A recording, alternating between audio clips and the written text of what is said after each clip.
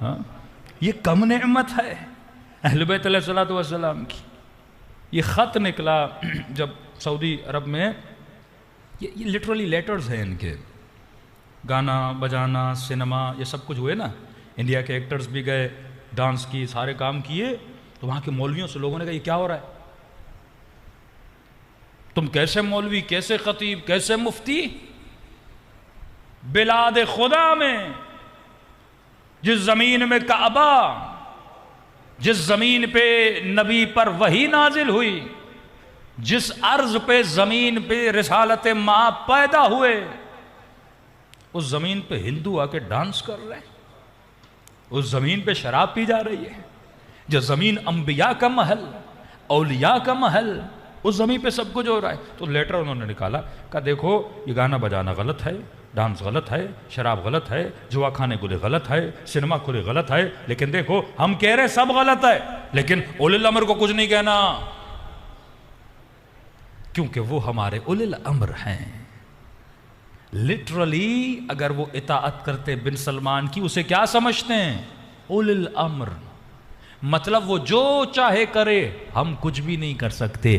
اسی فکر کو مٹانے کے لیے حسین کربلا میں آئے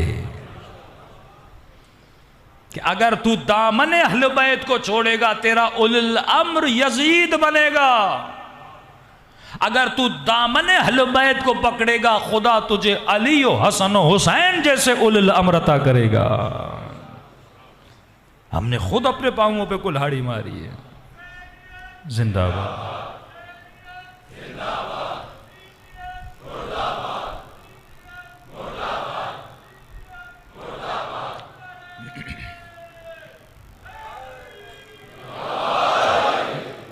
صراحتاً میں نے دوسری مجلس میں انچولی میں اور کل IRC میں بیان کیا تھا، اگر جو لوگ وہاں نہیں آتے تو یہاں بھی کل کی مجلس سے بیان کر دوں گا.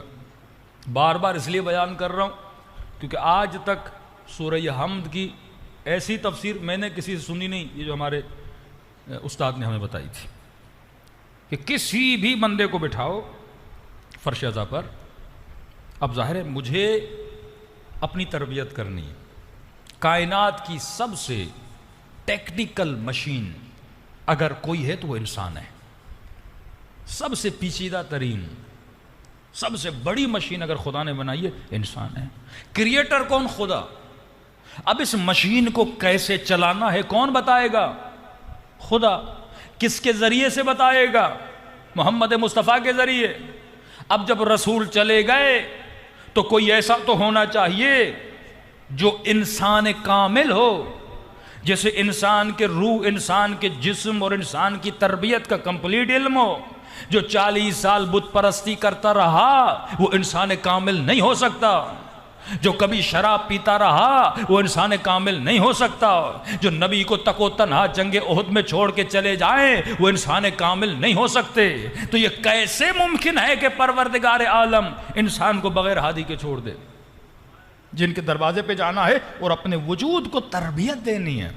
تو میں نے کہا سورہ حمد میں اللہ نے کمپلیٹ بتایا، کیونکہ لمبا تفسیر ہے، اس میں کل آؤں گا. خدا گواہ ہے آپ تفسیر سنیں گے آپ کو مزہ آئے گا. نہ حدیث میں جانے کی ضرورت ہے نہ روایت میں جانے کی ضرورت ہے. قرآن حدیثوں روایتوں کا محتاج نہیں ہے. ابتدائی ہدایت قرآن ہر بندے کی کرتا ہے. کہ الف لام میم ذالک الکتاب لا ریب فیہ، ترجمہ تو پڑھو زندگی میں کم از کم ایک بار. مظلومیت امیر المؤمنین یہ ہے، میں جہاں بھی جاتا ہوں 500 کا مجمع، 1000 لوگوں کا مجمع، سب سے یہ پوچھا جاتا ہے کتنے لوگ ہیں جنہوں نے کمپلیٹ زندگی میں ایک مرتبہ نہج البلاغہ پڑھا ہے؟ کتنے لوگ ہیں؟ یہ افسوس کا مقام نہیں ہے کہ پورے مجمع میں سے ایک ہاتھ بھی نہیں اٹھا. علی کل بھی مظلوم تھے، علی آج بھی مظلوم ہے.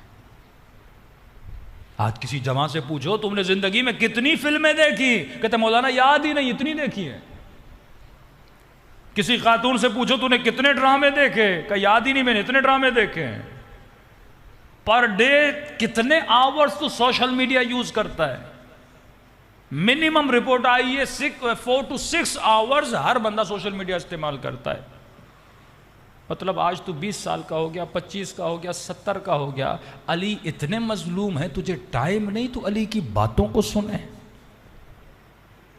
بس یہ ڈیوٹی ہے تو 10 دن مجلس حسین میں آئے، پورا سال تیری روح کو غذا کیسے ملے گی؟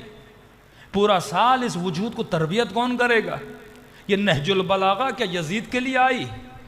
کیا شمر کے لیے آئی؟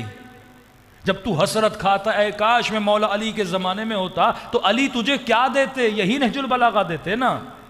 میں تو کہتا ہوں تیری خوش نصیبی ہے تو علی کے زمانے میں نہیں تھا، کیونکہ اگر مولا علی کے زمانے میں ہوتا ایک امام کی باتیں تجھے ملتی، تو اس زمانے میں ہے تو 11 اماموں کی باتوں کو لے سکتا ہے۔ 11 اماموں نے جو کہا وہ تمہارے پاس ہے۔ 200 سال کا علم اہل بیت تمہارے پاس پڑا ہوا ہے۔ ہر سال نہج البلاغہ مختلف ورژنز میں چھپتی ہے، صحیفہ سجادیہ، امام زمانہ کے حوالے سے ان کے خطوط، توقیعات، یہ ساری چیزیں پڑھی ہیں۔ آج جوان مولانا کو لکھتا ہے مولانا وہابی یہ اعتراض کر رہے ہیں، کیا تم نے زندگی میں آئین وہابیت پڑھی؟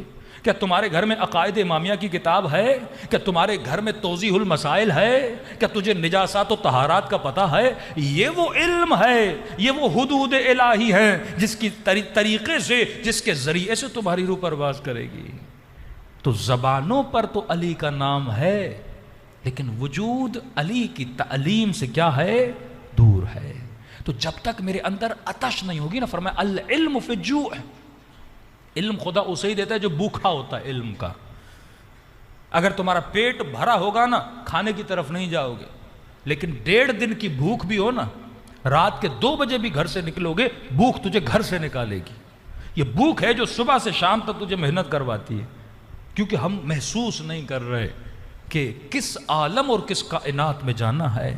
تو عالم دنیا کا وجود نہیں ہے، تو عالم برزخ کے لیے بنا ہے، تو قیامت کے لیے بنا ہے، تو حور بننے کے لیے آیا، تو سلمان بننے کے لیے آیا، تو اخروی لذتوں کو حاصل کرنے کے لیے آیا۔ تو جب تک اپنے ہاتھ کو دامن اہل بیت میں، دامن اہل بیت کا مطلب یہ ہے علم اہل بیت سے بندہ فائدہ لے۔ صلوات پڑھے محمد و آل محمد۔